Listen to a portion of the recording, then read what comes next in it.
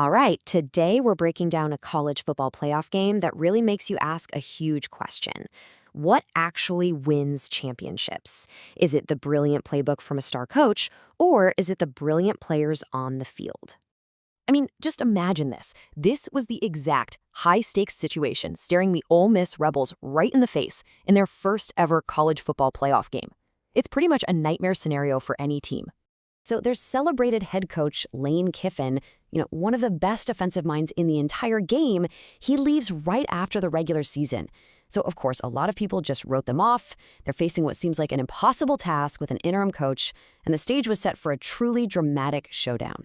Okay, so let's get into the setup for what became one of the most talked about games of the year, the 2025 Sugar Bowl, a playoff quarterfinal. The big question on everyone's mind was, would the Rebels just fold under all that pressure? You've got the coaching change, the bright lights of the playoffs, and you're going up against an absolute powerhouse like Georgia. And yeah, right from the very beginning, it was a total uphill battle. By the time halftime rolled around, Ole Miss was trailing against a team that was, top 3 in the entire country. They're down by 9 points, and honestly, a comeback was looking incredibly tough. But here's the thing. Despite being down, Ole Miss didn't just manage to hang in there. No, they came out and stormed back in that second half. They completely seized control of the game and actually built a commanding 10-point lead in the fourth quarter. So, you have to ask, how did a team facing so much adversity actually manage to turn the tide like that? Well, the answer wasn't in the coach's box. It was right there on the field. This comeback was really powered by two guys who delivered, frankly, the best performances of their entire season. Quarterback Trinidad Chambliss and running back Kewan Lacey. I mean, just look at these numbers. Chambliss throws for 362 yards, 2 touchdowns, and, crucially, 0 interceptions. And then you have Lacey adding almost 100 yards on the ground with 2 scores of his own. They took over. Now let's think about this number for a second. 13. At a really crucial point in the game, quarterback Trinidad Chambliss completed 13 consecutive passes. That's not just being accurate. That is pure leadership under the most extreme pressure. And this really gets to the heart of the story. It wasn't just about the stats on the page. Chambliss was keeping plays alive with his feet, making these impossible-looking throws while on the run. Lacey was out there breaking tackles and scoring these massive touchdowns. They were making the big, highlight reel plays exactly when they needed the most.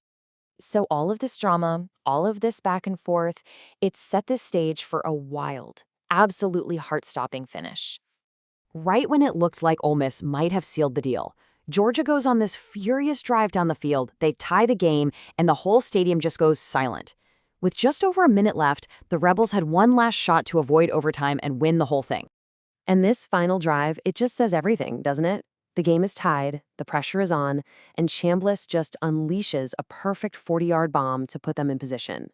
Then, with only 6 seconds left on the clock, the kicker comes on and seals the victory. It's the perfect example of how clutch players can decide a championship game in a matter of seconds. So, what's the big takeaway here? What do we learn from this incredible, almost improbable victory? This game really became the ultimate proof of a pretty powerful argument. While yeah, a great coach is important, the biggest games still come down to the players who are actually on the field. I mean, the evidence is pretty overwhelming, right? They overcame that massive coaching distraction, they erased a halftime deficit against an elite team, and their star players just made incredible game-winning plays. This victory was earned by the players. Period. This Sugar Bowl stunner really makes a powerful case. Maybe in the modern era of college football, a great coach builds the program, but it's the star players who actually go out there and win the championships. What do you guys think?